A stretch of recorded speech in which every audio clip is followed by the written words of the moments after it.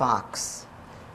Today is Thursday, March 4th, 1999. I am here to interview Joseph Schorr, who was a survivor of the Nazi Holocaust. I am doing this under the auspices of the Holocaust Documentation and Education Center, Incorporated. The purpose of this interview is to add to the oral history of the Holocaust, so that through this living memorial, future generations will know what happened. With this knowledge, we hope to prevent any such occurrence in the future. Good afternoon, Joe. Good afternoon. Would you please state your name? Joseph Schorr. And would you spell Schorr? S-C-H-O-R. Thank you. What was your name at birth? Yossel. And your last name was? Schorr. We're going to talk about the town from which you came, but first tell me, where were you born? I was born in 1928, April 15, in a little shtetl town they call Zalozitz. Zalozitz. Where did you grow up? I grew up in that town, Zalozitz. Was it near a large city? Yes, it was about 20 miles away from a big town called Tarnopol. Tarnopol? Yes.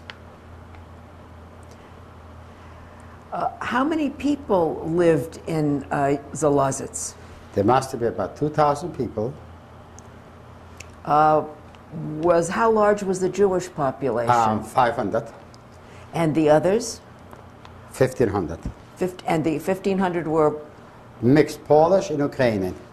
Polish and Ukrainian. Yes. About how much of each? I don't know. How did the Poles and the Ukrainians earn their living? Well, most of them were farmers. And what about the Jews? The Jews were tailors, shoemakers, roof makers, cattle handlers. They were selling their stores, clothes, materials. That's what the Jews made a living. Were they doctors or lawyers? There was only 2 doctors in the whole town. And they were? Jewish. Lawyers? I don't remember. The mayor? The mayor was a Polish. And the city council? And the city council was Polish. No Jewish elected officials? I don't think so. Police? All Polish. No Ukrainians? No Ukrainians. Let's talk about your family and how they lived in this little town of Zaloznik. Okay. Zalozitz? So, Zalozitz, but I say Zalozitz. Zalozitz. Yeah, okay. How many children were there in your immediate family? In my family had 1 sister and 4 more brothers. So there were 5 boys and 1 girl. Girl. What were the names of your sister and your brothers? Well, my sister's name was Shendel. My older brother was Eli. My name was Joe, Yossel. And then I had a brother Mendele, Avromele, Jacob, and Moshele.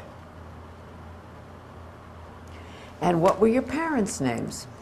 My father's name was Nathan. And your mother? My mother was Pesha. And do you know her maiden name? Apter. Apter? Yes. How did your parents earn a living? My father was a cattle dealer. He used to go to the villages and buy the kettles, and once a week bring them to a big town, which used to sell them like you go to a flea market. Farmers came and picked what they want to buy. Where did he keep the cattle between the time he gathered it and sold Well, it? he gathered them usually every Monday and Tuesday. And Tuesday night, he had some help, which they helped him, and they worked all night long to go to the big town where they were selling them. Did they sell them in Tarnopol? Yes. Did your mother help him with the business? No, my mother was always home. How far were you able to go in schooling I went to 7th grade in the town? in town, yes. Was it a Cheder, a Jewish school, or a... No, there was a Polish school. And that's the only school you went to? No, I also went to Cheder. So, and you went to 7th grade in both schools? Yes. Did your family belong to any organizations in the town? I think my family was religious. They were Shomer Shabbos. And so they belonged to Synagogue. Yes. Which is walking distance. Took about 10 minutes from our house to go to the synagogue. You lived in the middle of the town or outside? Yes, no, we had a very, very nice house on a lake. And we also had, the house was so big, so we divided the house and half of the house was rented to another Jewish family. Did most of the Jews live in the same district? Yes. And this was the district of the lake that the lake was Yes. in? Besides the Shomer, besides the synagogue, did your parents belong to any Zionist organization? I don't remember. Did you belong to any youth organizations? No, Do you remember your sisters or your older brother doing anything like I that? don't remember that. Do you happen to remember any incidents of anti-Semitism that happened to you or your friends before 1939? No. I don't remember that. You were never picked I on never in picked school? up, I never attacked. No, I never had a problem. In the schools that Yes. you went to. During the years before the war, when you were a very young boy, did you hear your parents discussing what was happening in Germany? Yes, we did in 1939. But before that? No. We just heard that in 1939, we had in the newspapers. And in 1939, in the nights, my parents wouldn't let me walk no place. But some of the Polish people, they were throwing stones. So there was anti-Semitism? Yes, there was, yes. In 1939, that's what I remember. But not until 1930? Not then. Maybe it was, but not of my knowledge. So your life changed only in 39 that you couldn't go out at night?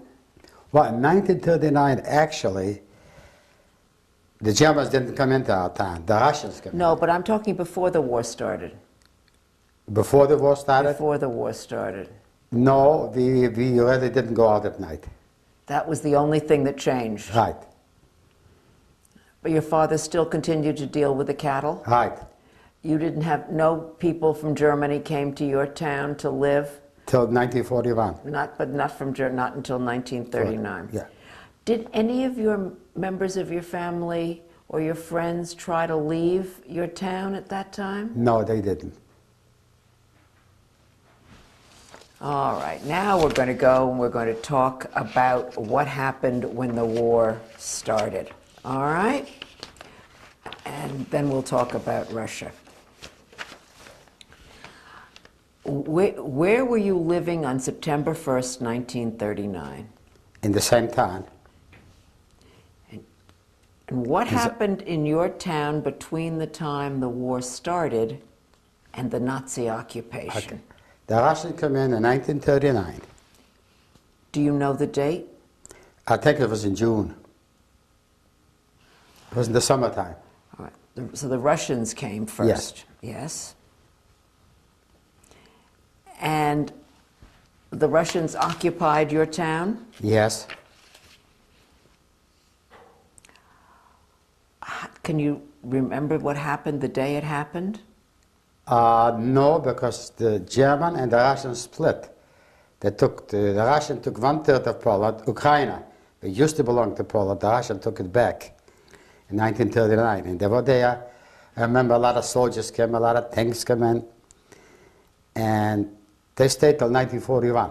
Right, but in 1939, the day the war started, the Russians came. Yes. All right. You say they came with tanks and Yes. with... Soldiers. And what did the people in the town do? Well, the first few months was no change. They did the same thing they did before. And No then new laws. No new laws. Then in 1941, in the beginning of 41, they took away, they didn't allow synagogues. They closed all the synagogues, the Russians. In 1941. In 1940. They closed all the synagogues. They took away all the businesses when the people had businesses. Because, you know, under Russian and the communist regime, you're not allowed to have private businesses. And people who were doing work but without businesses. And then in 1941, the Germans came in. All right, but let's stay with the Russians. Yeah. Did any refugees from the German side of Poland enter your town? No. No one escaped to your town? Were any citizens arrested and deported by the Russians? Well, my father was arrested. When did that happen? It happened at the beginning of 1940.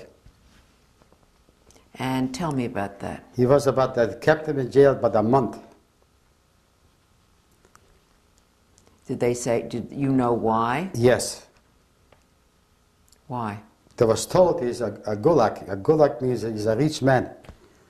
And they didn't, all the rich people, they took away their property. So where did you have to move? Well, they didn't take away a house, but we were very lucky if we found somebody who helped us, and they let him out free. He was not offered Russian citizenship at any time? Everybody over there belonged to Russia at that particular time, and they occupied it. So you considered yourselves Russians? Right?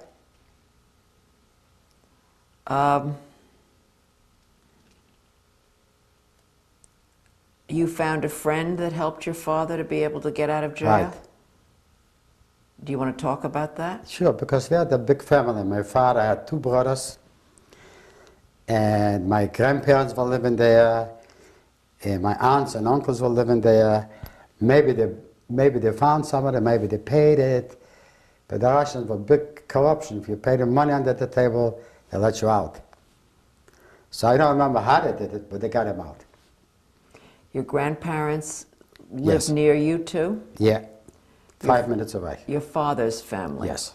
Not your mother's? Now, my mother's family all were in America. They came here in 1917. They moved to Hartford, Connecticut. My uncles, my cousins, my aunts, a lot of them came here before. Now, 1940, they closed the synagogues and took away the businesses. Correct. How did people earn a living or buy food? What?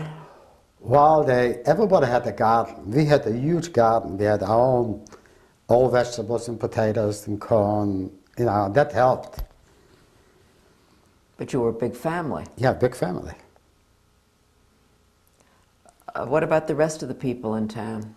Well, everybody did a little, like you say, black market business All right.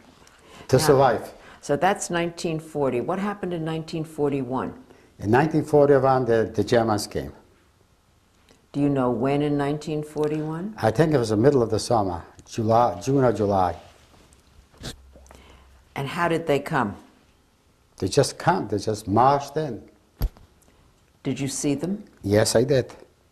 Could you describe it to me? I'll never forget, I remember when they came in, and not too far from us was a church, a big church. They captured maybe 200 young Russian soldiers. They were blonde, young, between 18 and 20 years old. The Russian public took them out from the colleges, and they shoot them all. At the church? And no, in the back of the church. And I was watching that from them. Our house was a little bit on the hill, watching that's what they're doing. What were you thinking? Terrible, it was impossible, it's terrible. Even I was young. Did you continue in school under the Russian occupation? Yes. I went to school in the Russian occupation. The school was very good. I was a very, very good student. I was such a good student, they were short of books.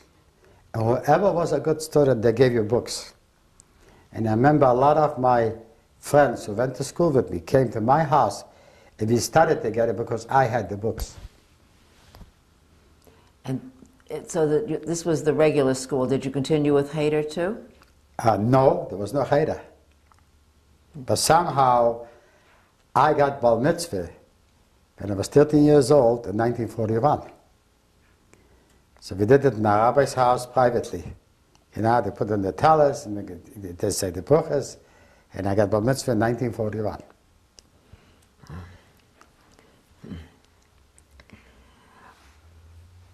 Other than the 200 Russians that were killed in the cemetery, did you see any other conflict Yes. between the... A lot of Jewish people with rabbis, and with beards and paces, which we had in our town. The Germans all took it in the middle of the town. They all were killed. And you could see the blood running in the corner like the sewers. That was the first week when the Germans came in. All the surrounded with beards and paces. They were killed the first week. Your father did not have a beard? No, I did not have a beard. What did the Poles and the Ukrainians do when this was going on? They didn't help. They did not help the Jews, nothing. And the Russians were gone by this time? Oh yeah, they were gone. They moved back. Did many people go with the Russians? Yes, a lot of young people ran with the Russians. They didn't stay in town. Why did your family stay? I don't know why. I just don't know why they stayed. They were a very, very close family. The whole family The stayed? whole family. Did some of your friends go? In my age? No, I don't think so. Not with their families. After the first day or two, after they killed those people, what happened then? Well, they took a lot of people to work. They were building bridges, cleaning their boots, and polishing their cars, and do all kind of work for the Germans. They took Jews and Poles and Ukrainians? I don't think too many Poles or Ukrainians. Most of them Jews.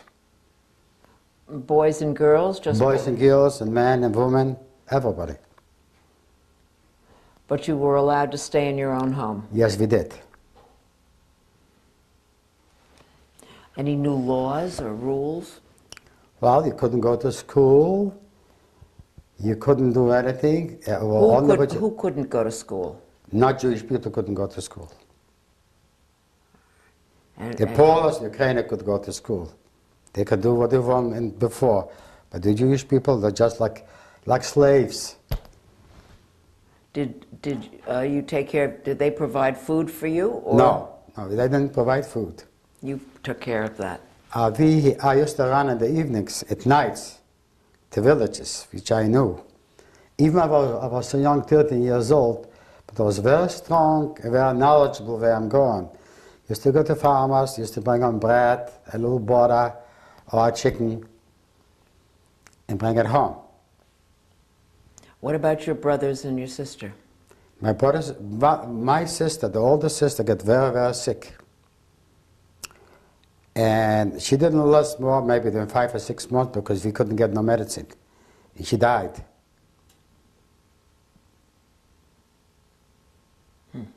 When was that? It must have been in the beginning of 1942. And your brothers? No, the brothers were with us. Did they do the same kinds of things you did? Well, my older brother and me, we like the supporters of the family. The other ones were too young to do that. And every day, and every second day, somebody got killed, somebody got hanged. Some house got built for the Germans. A Jewish house? Yes.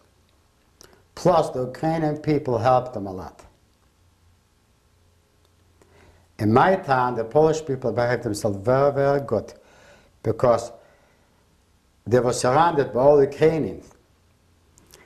And the Ukrainian people hate the Polish just like the Jews. So, did you have to wear a star? Yes, I did. Every Jew. We didn't wear a yellow star, but we had like a band with a star. It wasn't a band in our town. Some cities had a yellow star. You had to put it on the arm. When was that ordered? In 1941, when they came in. Maybe 2 or 3 months after the Germans were there. So we have an armband, no school. You saw the murders. Yes. You said every day someone else died? Every day. It wasn't a day somebody wasn't killed. Because they told him to do something, he ran away, or they just fainted, and they killed him. It's very hard to explain. It's just terrible. What were your feelings? You always was worried, always was shaking, always hiding. Never walked in the street like a normal human being. Always be in the house. And your mother? My mother in the house.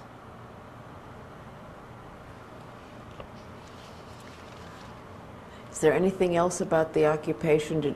You couldn't go to synagogue? No, the synagogue was all closed. How did you have prayers? Huh? What did you do for religious services? Oh, we did it at home.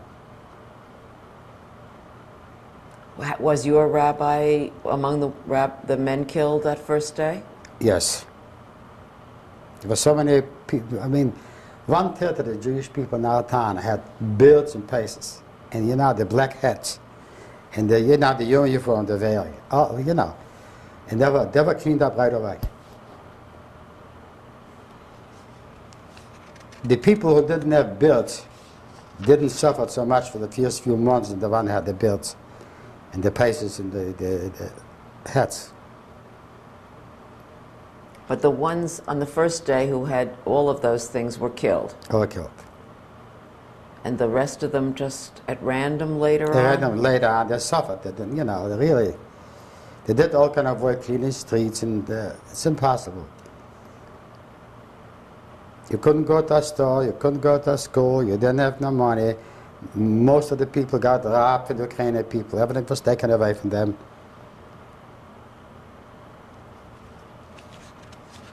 How did you get money to buy the food when you went from town to town at night? I didn't buy it. Just knocked on the door. They gave me some bread, milk, and butter, whatever, potatoes. And that was from Polish farmers? Polish food. I went to Polish farmers. How did you know which farmer to go to? Because we know which farmers are Polish, which from Ukraine. There's only two or three villages Polish. The rest was all Ukraine over there.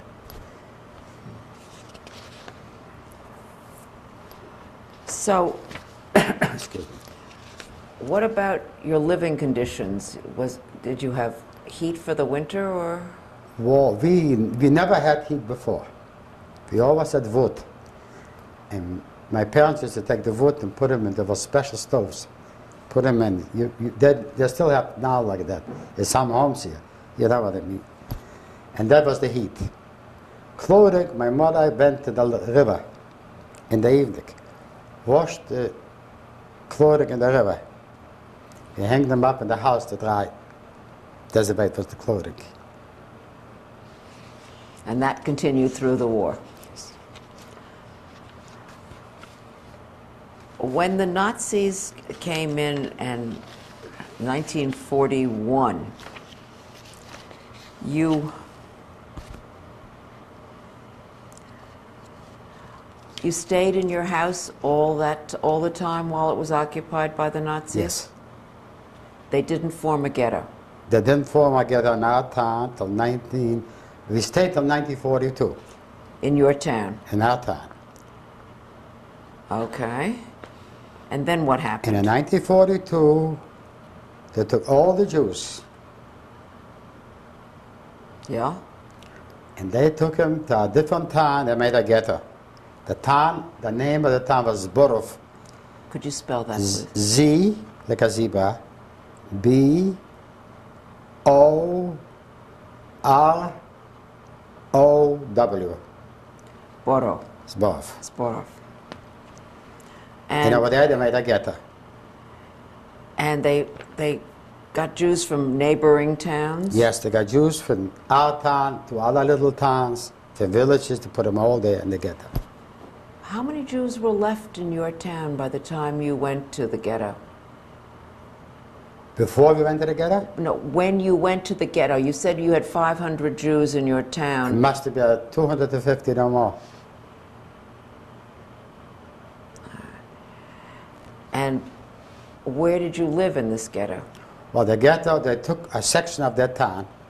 There was a Jewish section. And let's say if you had a house and you have 2 people in a room, and in that particular room was 10 people, they squeezed in the people. Did you all go together? Except my mother and all the children went together. They took my father separate. To another ghetto? No, they took him to that ghetto, but he never came. They must have killed him on the way down before we came to the ghetto. Never showed up. Did they take other men with him? Yes. Did they come? No. Is it possible they took them back to Russia? No, they didn't. The Germans. Oh, these are the Germans Yes, now. they I'm didn't. sorry. Yes.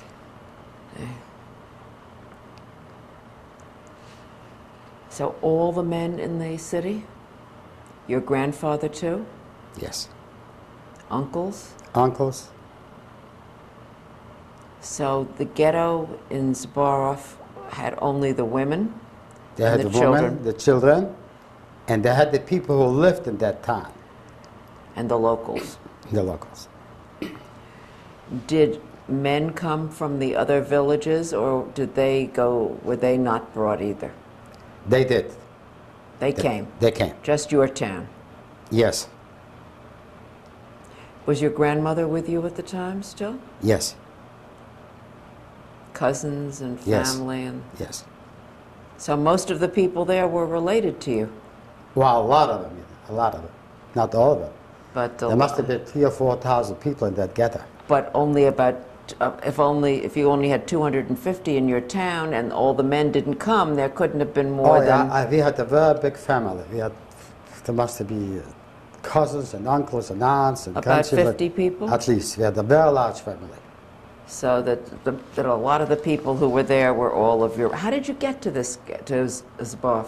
How did they get there? How did you get there, yeah? They put us in pickup trucks, those big army pickup trucks. That are, you know, the open big trucks. They throw us in. We couldn't take nothing. Absolutely nothing. But just the clothes you had on yourself. No bedding or... Nothing. They wouldn't let us take nothing.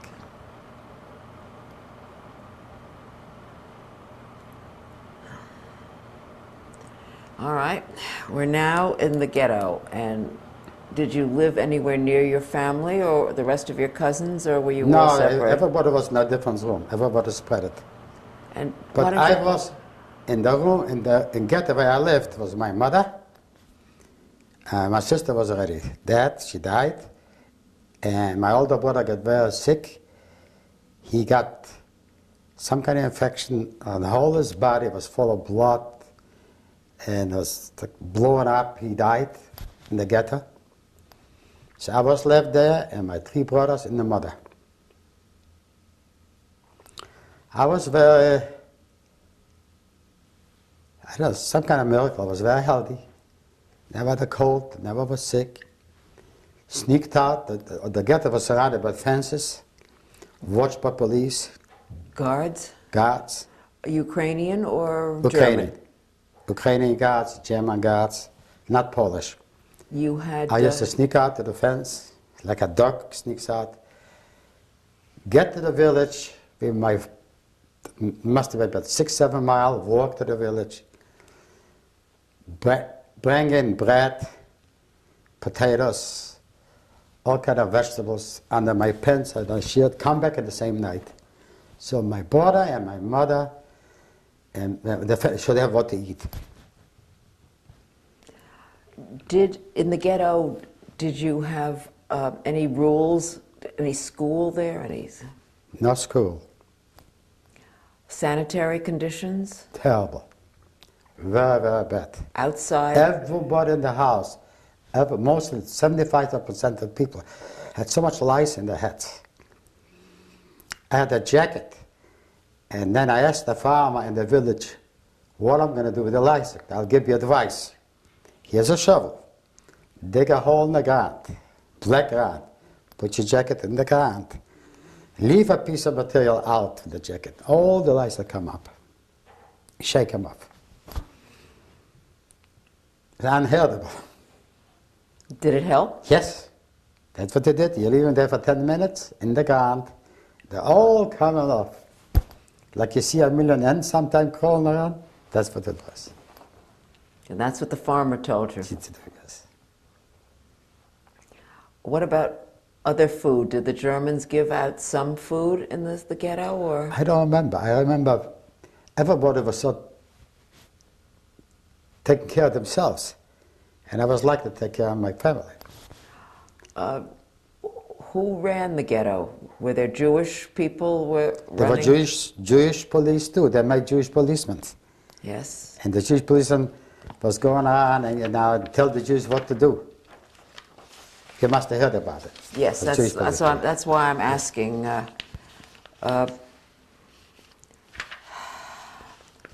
So there were guards, Yes.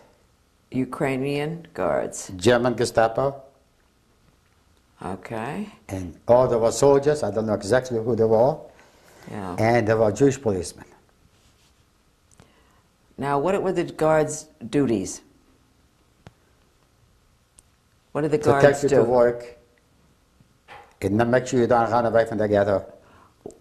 How did they decide who went to work? Well, they picked the young people. They wouldn't take the old people. And every day, every single day, it wasn't a day, it wasn't 10, 20, 50, maybe 100 old people. People were dying, the older people were dying. They were burying them, not like you usually bury them now. They were digging holes and burying them in mass graves.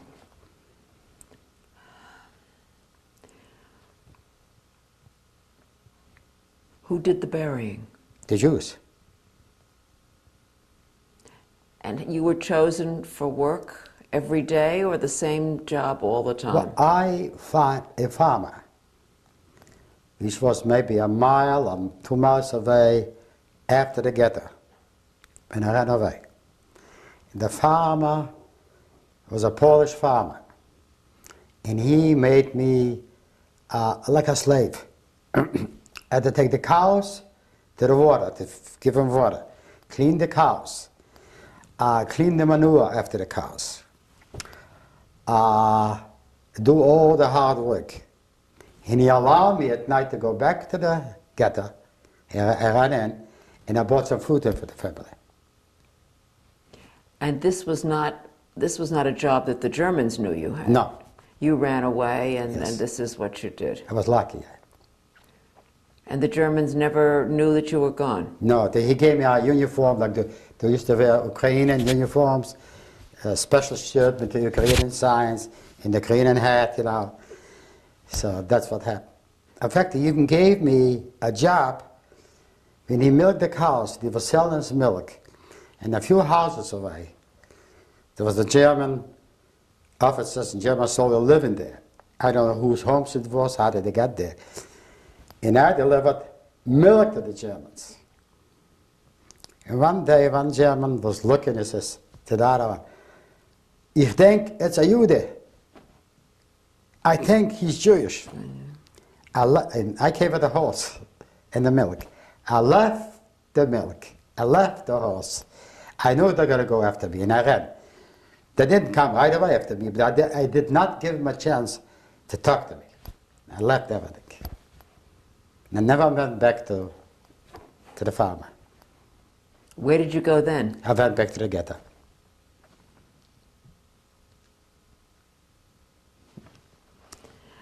I believe in miracles. I think so. Did they have roundups in the ghetto? Yes. Could you tell me? They picked some, every few days they came, they picked them up. The people don't want, I don't know for what reason they did. And they took them away. You were never picked. I was never picked. When you finished working for the farmer and went back to the ghetto, Yes. were you assigned a job then? No. What did you do all day? Just lying on that floor, or lying beside the house, you know. How did the Jewish community organize itself in the ghetto? Do you know? Well, they didn't do anything. They couldn't do anything. What about the Jewish? There was no Judenrat? No Jewish? Judenrat, there was Judenrat, yeah. There was Judenrat, I mean, the Jewish police. See, our part of the country, between Russia and Poland, there was no camps. There were only ghettos. And in 1943, the Germans decided to close all the ghettos. In 1943. Yeah? None of our cities, the little towns, the little cities, none of our people was taken to Auschwitz. They were taken to fields. Mm-hmm. They dig their own big holes. Yeah. They were thrown into the holes and shot. It's like you see lakes here around the condominiums. That's the way the holes were big. The Jews were digging the holes. The Germans killed the Jews. The Jews buried them with the ground. And then whatever was left, they finished those. In all of the villages? All the villages and all the towns, between starting from our town all the way back to the Russian border. And how did you escape? I escaped when the Germans came in from house to house, beating, chasing the people out to go out. And I just have, me and one of my brothers escaped. We both escaped. I ran in a different way, and he ran in a different way. We ran out of the ghetto, and I ran to that village, which I used to go all the time for food. My grandparents were born in that village. They came from that village. What was the name of that village? Troszczaniec. I'll spell it for you. Yeah. I think you have it in the paper written there. All right, try it again. Trioszniaz.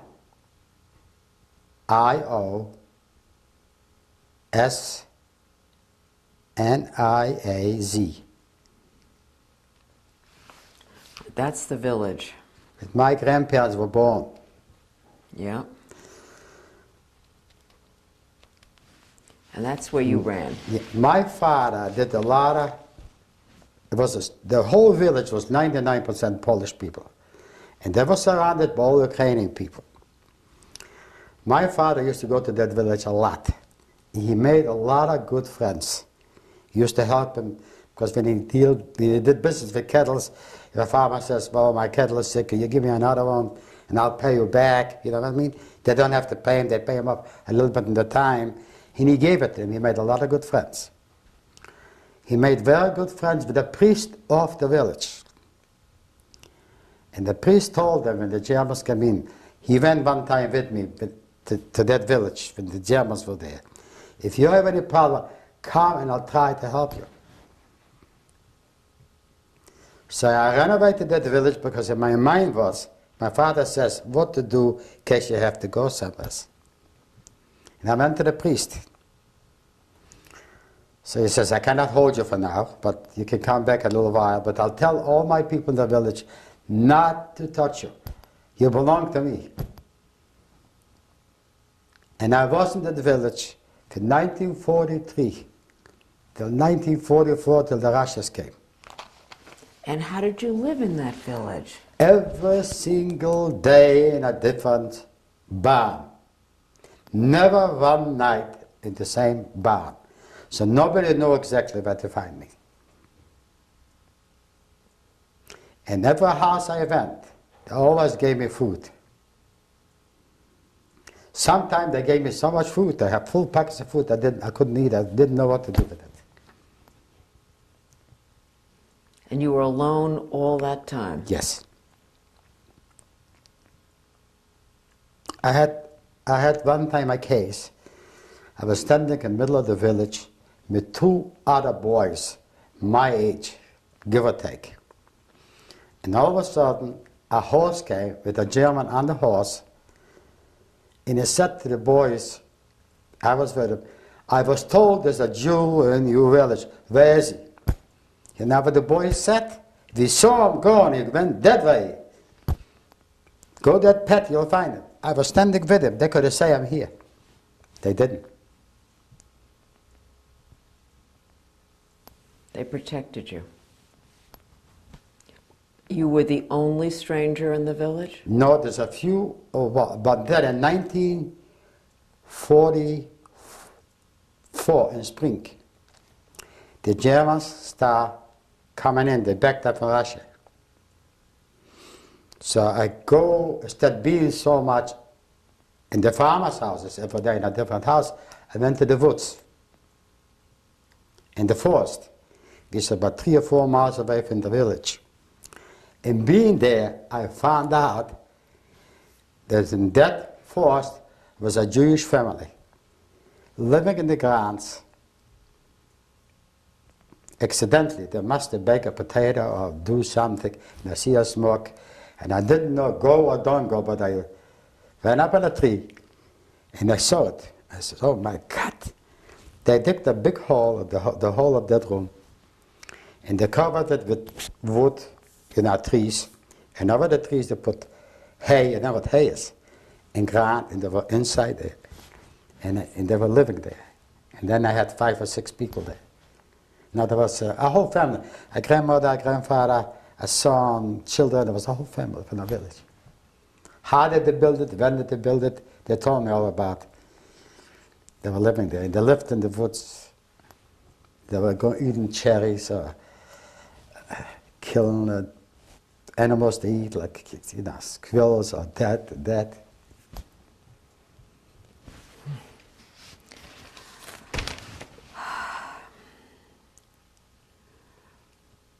Did you see anything in that village of rebellion against the Nazis? The Poles in that village? The Poles, in fact, I had occasions when they asked me, the village, all around the village was a pet, a farm's pet. Oh. You know, the village, you see the village. All around the villages, the houses in the barn, the trees up, how villages are. There was pets around. Paths. Yes, yeah. to walk. And I was asked one time, they gave me a rifle, not a long rifle, a shut-up rifle, a heft. Help us go out at night, every second day we watch. But the Ukrainian people used to come, rob the Polish people, rape the Polish women, cut their breasts. Just like the Germans did. They were terrible. And once in a while I used to go around with Polish boys my age and watch the village. So, but there were no Germans who lived in the village? No.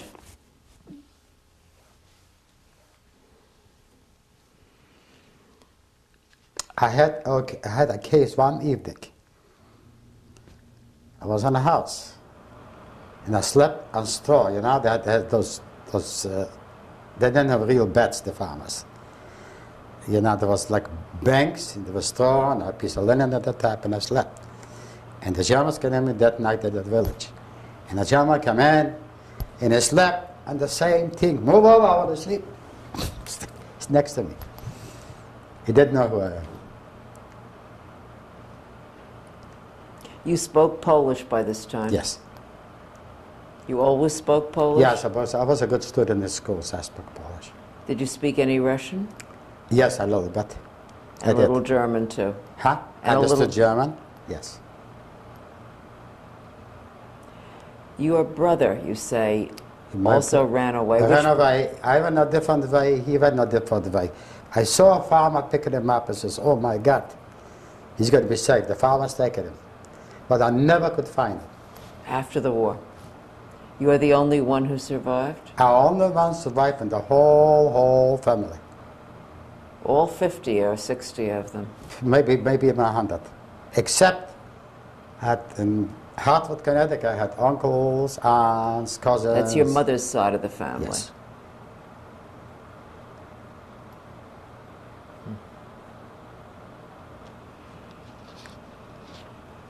What's the most powerful memory you have of the ghetto? People starving for hunger. People sick with no medicine, with no heat. Treated like animals, which in this country the animals are treated better than the Germans treated human beings in Europe. And what's your most powerful memory of the village? Well, when I was standing that time with those boys, I was walking once, I just remind myself, I was walking once, and I got caught by a German. He was traveling from one, very few Germans were there, but they were in the big cities, in the villages. And he says, "I think you're Jewish." I said, "No, I'm not Jewish." Prove it to me. He says, "Let's go to the village back and ask the Voigt." A Voigt is like here, a mayor. Every town has a mayor. We went in to the house. The mayor knows who I am because he knew my father. He says, "Okay, put him in that room over there. He come in, let's talk." When he put me in that room, there was a window in that room. He did it on purpose.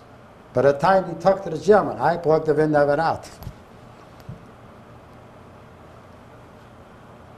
But he told the German you were a local boy, I guess. Huh? He must have told the German you were a local boy. Yes, he says, "I'll tell you, come in." The German says, "No." I says, "Okay, I'll lock him up." He slammed the door, he locked me up. But the German didn't even know there's a window there, just took it out. In fact, what happened, he got so beat up, in the German, but he lied to him. He didn't kill him, but he got beat up by the German. Really beat him up.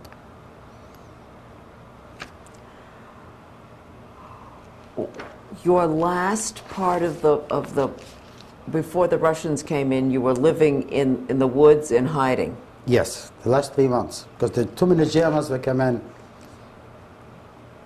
How did you get food from there when you were there? Well, we used to go to the villages at night. Only the houses where there's no dogs. But there was a dog keep away at night. Because? Because the dog barks. We already know who is it. We used to go onto the farm, steal eggs, crack the eggs and drink raw eggs. Or find a bottle of milk sometimes. The guy forgot to take it out in the barn. I had days that I lived only on onions. I ate onions. I found onions. And I ate 10 onions a day like an apple. And I was sweating. I was red from eating the onions. So for 3 months you lived in this one forest. There was January, February, and March. And in April. When did you find that other family? I found them accidentally sometime in the fall. Before 1943, I think in December. So When the Germans started coming in, So did the you- Russians pushed them. So did you live with this family or you lived alone? No, I was with them. Oh, you were with them Yeah, all the time? I think I was the youngest, and I had another guy. We both used to go out buying food. And a tragedy happened. I think it was to be March, end of March 1944. One of us, every 2 hours, one of us, which was that hall, was watching the place in the woods. And that particular time I was inside. And he came in, I ran in, he says, somebody's coming, there's a noise. So everybody ran out from that hole in the basement, he ran. And the Ukrainer came to kill them. But we ran away. Everybody ran a different way. They all survived. But what I'll never forget, when I ran out, I had wooden shoes. We didn't have leather shoes, wooden shoes. We didn't have no socks. We had a piece of material. You ran around your foot.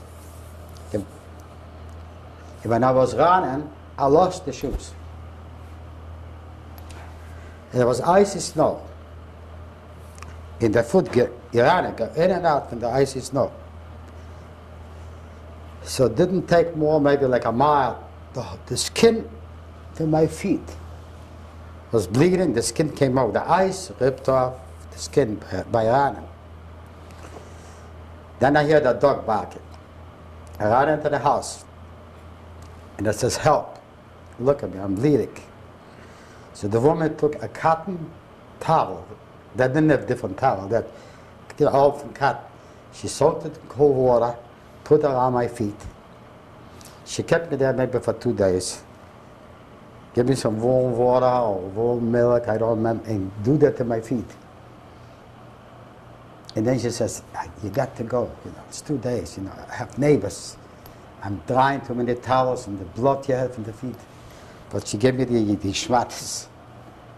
And I went to my village back. And I went to the priest.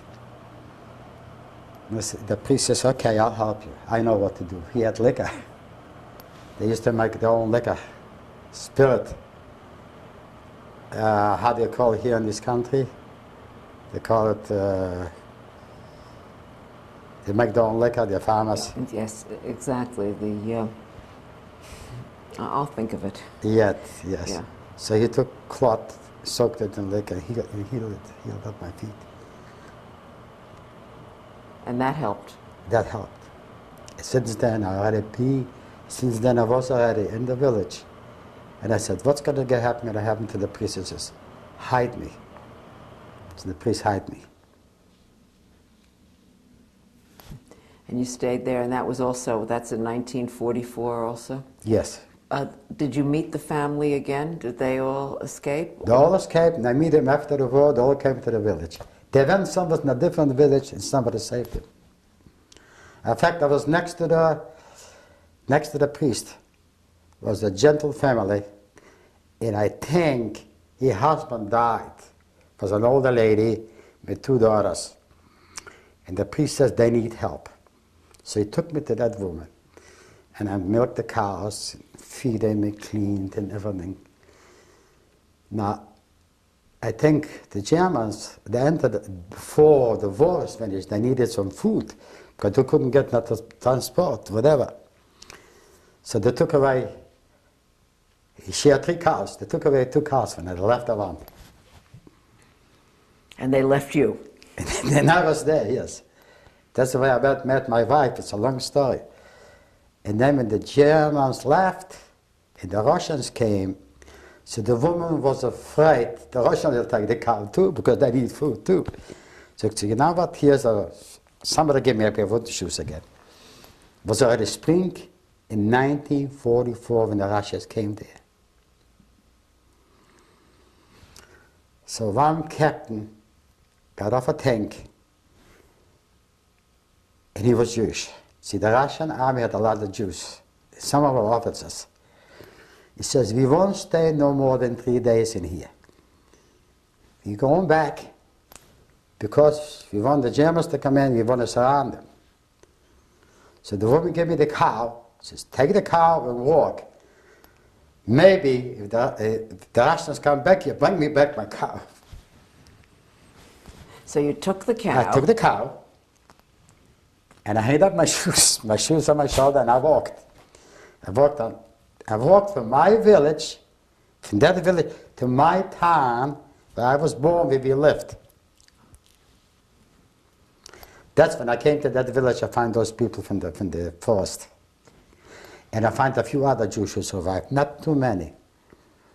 Or I don't know, maybe 10 or 12 people, for all the people from all the little towns. And we stayed there with the Russian people. and they gave us food. Of course, we had homes, because a lot of homes were empty, the Jews was killed. Some of the homes were, the Germans gave, or the Ukrainer gave to the Polacks, or they gave to the Ukrainian people. Anyway, we find a home, we stay there. And a lot of Jewish people came, like my wife, I met my wife there. They came from other towns. They was told the same thing, go away. And we stayed there from 1944 till April till about June. And in June, the Russians came back. Yeah. And moved, the Russians came back and went all over there. They were very successful. They went all over there to Russia, to Poland. So in June they were on their way to Warsaw. All over, I mean, they went, slow in the time, but they went. And in Russia, they stopped in 1944, and they stayed there for political reasons. Because they're probably weak, they waited to rearm and whatever. They waited till the Americans going to start pushing, they went to French, how you call that? The Americans went. Through France and through... They waited till Americans got closer so it would be easy for them. So we waited 1 whole year in Ukraine till the war was over. The war was over in 1945. Yes. But I was liberated in 1944. Yes, by the Russians. By the Russians.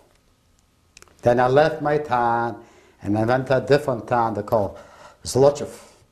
That's where my wife was born. And her family were there. There was nobody survived there. Just she. Just she.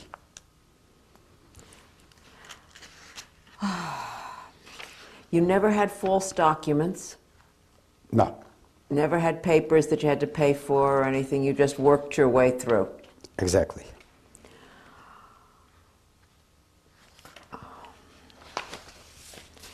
The most traumatic, the most frightening experience would be which one? Staying in the field. Not too far in the trees, behind the big, huge holes, watching all the people from Zborov Ghetto pushing like kettles, and in those people, my mother and my brothers. You know what they did? They used to put boards from one side of the hole to the other one, like from here to here. See, that's the hole. Mm-hmm. And the people are standing on those boards. You shoot them, you fall down. You shoot them, you fall down. Watching those things happen.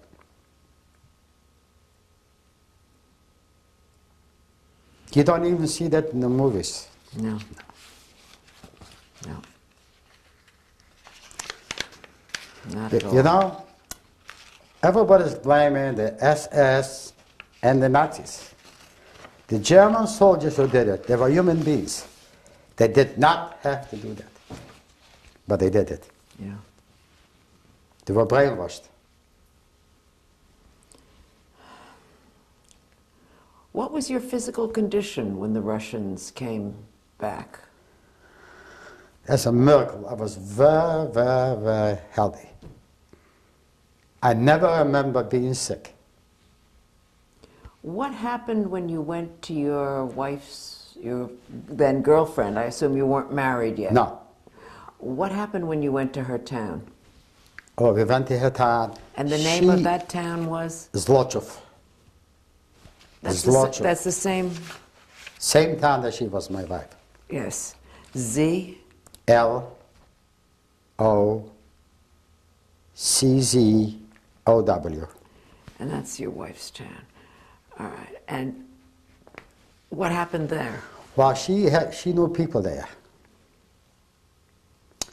And because I'm here, she finds some people from the same town, and they moved in to their house, maybe a neighbor's house, maybe some other's house, which people didn't like, and I was with them. And they say, okay, they can stay with us. But after 2 or 3 months. First of all, the Russians, they gave you food. They gave you some clothing. They did treat the survivors humane, like they say. And then, what do? You have to do something. Yes. You could, no profession, no education, because the school was interrupted. No profession at all. You don't know how to sew, you don't know how to do nothing. There was a whole beautiful street, and 90% of the stores were empty. There was nothing in it. So we both decided, let's do something. What we did is we opened a little store. And we were selling beer. The Russians loved beer and cakes. We bought the beer, actually a black market. The farmer gave us beer. They made it themselves. If you sell it, you give me the money. And that's how we started. And then after 1945, after the war was over, we did not want to be there because we hated the Ukrainian people, and we still was afraid that they still might hurt us. So Russia gave back Poland. So we decided to leave our towns and go back to central Poland, because all the Jews actually came to Poland. All right, so you went to a DP camp, or? No, we went to Poland. There was no DKP camp. You went to Poland? Yes. Where in Poland? We went to a town called Lignitz. Lignitz? Yes. L-I-G? L-I-G-N-I-C-A. Lignitza. Lignitza. And what did you do there? And over there we opened a store.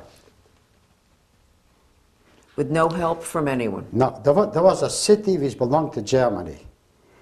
And Poland took part of Germany for themselves. You probably read in the history of it. We went into a house on the second floor. 2 German women were living there. All the ladies, 2 sisters, no children, no husband. They never got married. And there was 4 or 5 rooms, but good condition, bedrooms. You know, the Germans had good things. If we asked them, we can rent it or stay with them, they say yes. And after 2 or 3 months, they decided to go back to their homeland, to Germany, and they just left. And what we did, there was still a lot of German people like this. The German people needed money for food and living. They sold rings, clothes. We somehow got a few dollars together, not dollars, Polish zlotys. We bought the stuff. We opened a little store. In that particular town, 75% of all the people were living there, the Russian army. That was their main base. And they bought stuff and sent to the Fermiska, Russia. So you went into business? Yes. When did you marry? We married in 1946, October 1946. By a rabbi? Yes. How did you find a rabbi? There was a rabbi in town. You know how we married? We married just 10 people. You needed 10 people. And the rabbi in a hallway, not even the house. He got it together in the hallway. He wrote a ksiba. We still got it home. He wrote it by hand, by pencil. If you see the ksiba, you hardly can read it. And he said, Mazel tov, we ate something, that was the marriage. It worked. It worked. Then in 1948, our first son was born, Nathan. And he was born in that town? Yes. And in 1949, it got very bad in Poland. They took away your business, but the communists. Ah. The Poland was just like Russia, same thing. They took away your business. They made us pay so much taxes. It's just unbelievable. Or you have to find a job, or you have to give up what you have. And Israel got in 1948, the state of Israel. You could not go from Poland to America under the communist regime. You could not get a visa. So we decided, me and my wife, let's go to Israel. In 1949, we went to Warsaw, to the Polish consulate, Israeli consulate, and they gave us a visa.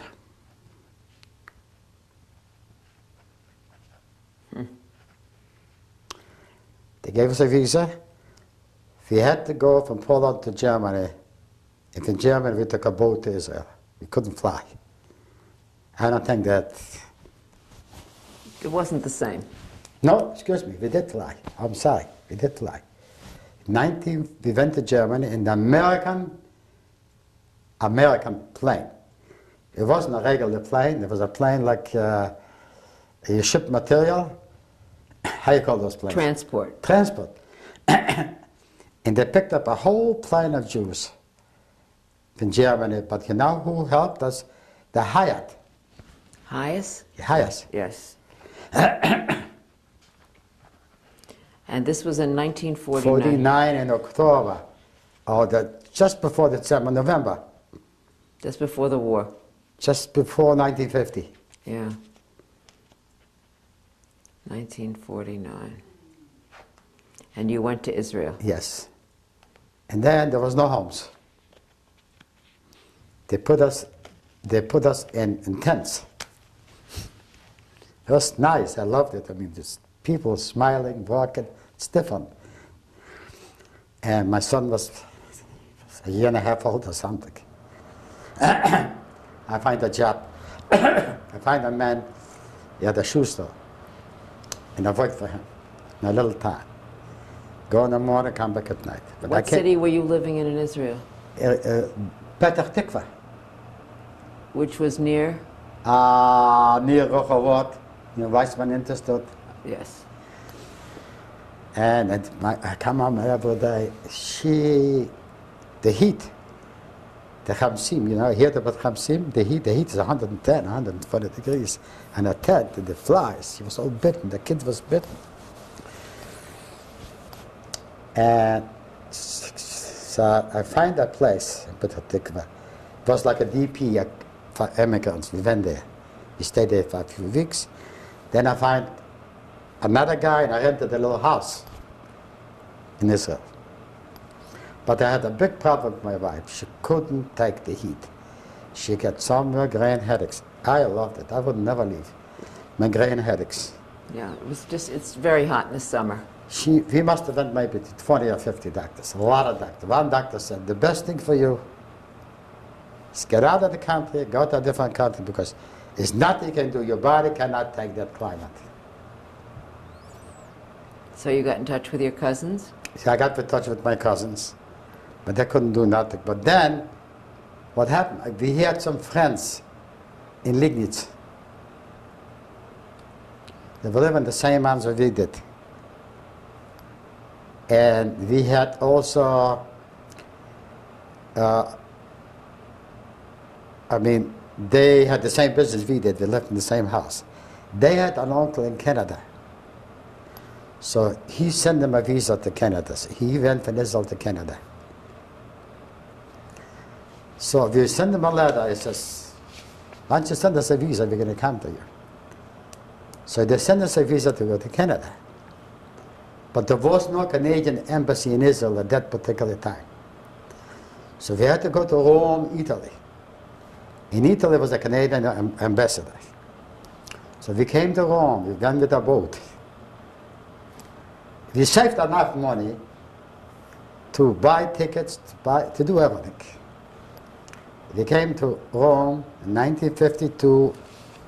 I think it must have been June or July, middle of the summer. And at that particular time, the war broke out in Korea. Exactly. We went to the Canadian embassy. We came, let's say, on Monday. We went on a Wednesday. We're supposed to get a visa and leave on Saturday. We had tickets to go to Canada. And a law came out. When the war broke out, they were so angry. The whole thing was so messy that time.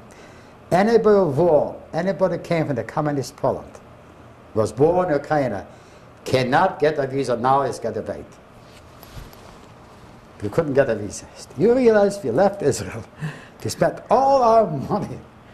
And you're now in Rome. You know, So what did you do? we went to the highest. They find us, they paid for a place to stay. And we stayed, wait, you'll wait a few months, you'll get your visa. I'll go back to Israel. We didn't want to wait. You couldn't get a job. Anybody who's not a citizen in that particular time in Italy could not get a job. How am I going to live? A son, a wife, what I'm going to do? I have a personality. I don't like to take nothing from nobody. I like to give. I feel good giving, not taking. So finally we find a Jewish guy who says, you know what? Go to Austria. There's a DP camp. If you're over there, you'll be able to go to America. So I went to get a visa to Austria. I couldn't get it. I find another guy, a Jewish guy, said, give me $20. I know somebody, I'll buy you a visa. So I give him money. He finally got me a visa to go to Austria. We went to Austria, to a camp, a DP camp, they called Asten. Austin. Okay. And then this is the year 1952 still? 52, and it was occupied by the American people. America had half of Austria, and Russia had half of Austria. We were under Americans. Was a DK camp, you know how that looked? You know those houses people have here, the trailer houses? Yes. They looked like the trailer houses, but they were one whole long way. You know that you go back in the museum, they call the cat walking. Cat walking. And that family had, it was supported by the highest, by the American people. But there was not enough for me and my son to live, so I started pedaling. I bought a bicycle, and I bought all kind of materials, and I went from village to village, peddling, selling to the house, like a peddler, and make a good living. And I remember my son got very, very sick. Diphtheria or something, I don't remember exactly what it was. And there was a hospital, and the hospital was not an American side. It was over the border where the Russians was. But they're allowed to go to each other's house. We took him to the hospital, he was there maybe for 4 or 5 weeks before they put him out. Then from the camp, I sent a lot of letters to my family. You know that my uncle and my aunt will live in Hartford. Know we are alive, because we sent them a letter from Israel. That we're going to Canada, and from Canada we're going to come to America. What happened in Rome, we went to Austria, we got lost. So my uncle and my aunt sent letters to all the ambassadors, the American embassies, in Austria, and in Italy, and in Switzerland, and she found us. She found us being in Austria. So she sent a lot of letters to the highest. And the highest gave us visas in 1955 to come to the United States. And you still had the one child then? No. We had a second son born in Austria. 8 months before we left, in 1955 in January. So you came with 2 children? 2 children. One born in Poland, one born in Austria. We came to 1955, we came to New York. We came by boat. From Germany or from? From Austria. From Austria. My uncle sent his son to pick us up, and his wife. And in 1955, that particular time, when we came to New York, there's a big flood in Connecticut. The Naugatuck River. Flood Yeah. in Connecticut. And my aunt and my uncle drove maybe 20 hours to come back from New York to come home to Connecticut. And they took us in to their house. And my uncle gave me a job. He had a small business, a manufacturing business. He was making syrup. You know the syrup, you make candies. The syrup, you put all the sodas. He also manufactured French fry. He had a little factory for himself. So I worked for him from 1955 till 1960.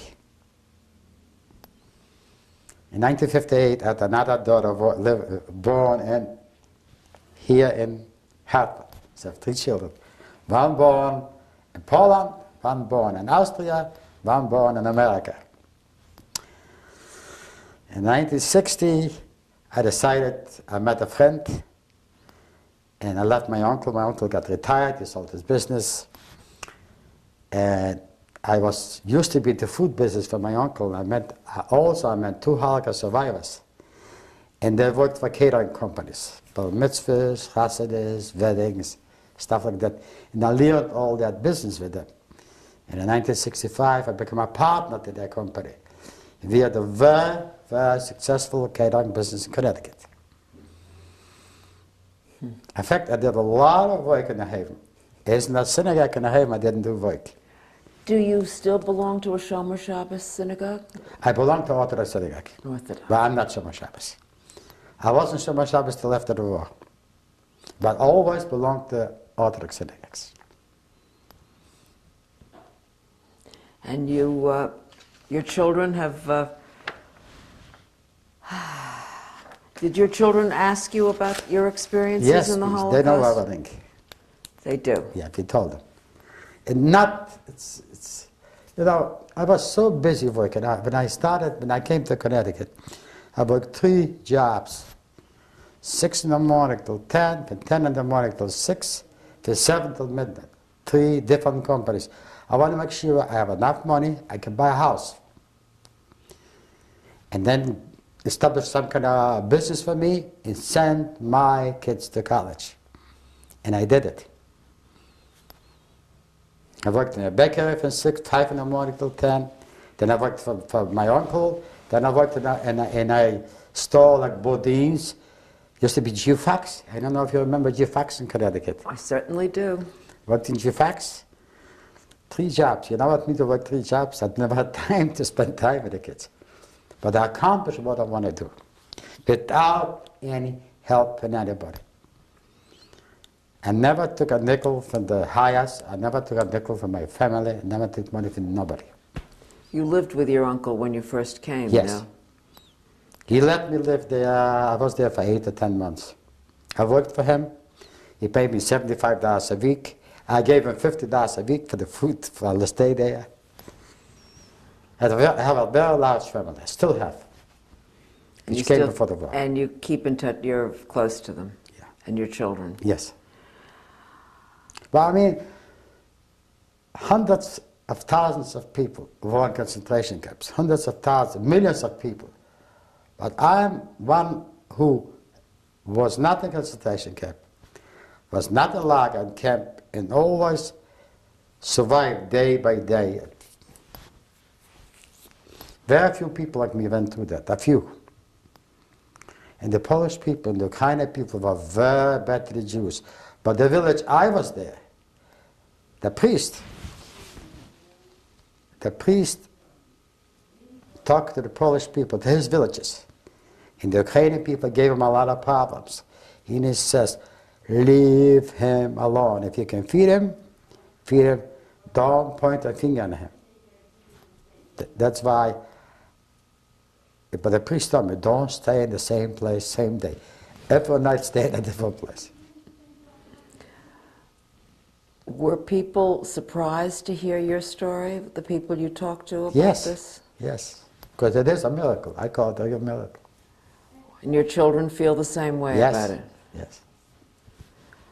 What do you think is the most important lesson of the Holocaust? What do you mean by that? What do you think we should have learned as a result of this Oh. experience? You see, I have high respect for Israel. If you're in Israel and an Arab throws a stone at you, you kill him. The Jewish people should have, they were very weak. They didn't have ammunition, they didn't have no guns, they didn't have no axes. Whatever, they were weak. We should be strong and not ever let it happen to us again. If somebody steps on your toe, kick him. Don't let them step on your toes. Is there anything else that you'd like to talk to me about before we end this interview? Is there something I've forgotten to tell you? Is there something you'd like to... Well, I do have a lot of dreams. Sometime in the middle of the night, if I don't sleep, I visualize the house. The Friday nights, like all the children were sitting at the table, and the father on one side, and the mother on the other side. Nobody could eat something till the father says the Bruche. My mother used to bring in Friday night anybody who didn't have what to eat or where to sleep. He was a free guest. Every night, Friday night, we had somebody in our house. And once in a while, every 3 months or 4 months, some other rabbis came for different times for speeches, maybe for tzedukah, to get some money from the people, from better people. They always stayed in our house. They were welcome in our house. So I said to myself, maybe that's why I survived. Because my mother took people in, and my father let the rabbi stay for a few days in the house. Could be. Can we look at this picture that you wanted to show us? If Yes. you look at the video screen, you'll see the people on the picture, and you can describe it. Can you see that Sure, picture? on the left is my son-in-law.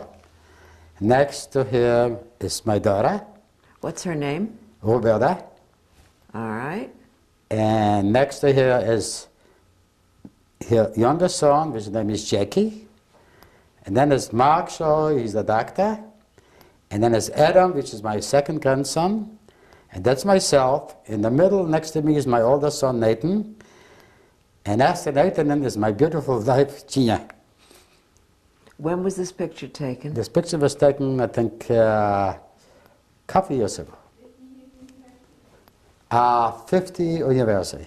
Ah, so that would be a couple of years ago, Yeah, 96. Yes. Thank you very much. You know, you can talk for 24 hours and always you remind yourself different things. It's impossible to remember whatever happened. If the ocean would be full of ink, you couldn't write it down. What went through?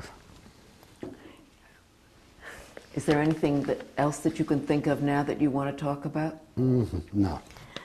This has been Joyce Fox interviewing Joseph Shore about his experiences as a survivor of the Nazi Holocaust. This interview will be included as a valuable contribution to the Oral History Library of the Holocaust Documentation and Education Center, Incorporated. Thank you very much, Joe. It's a pleasure.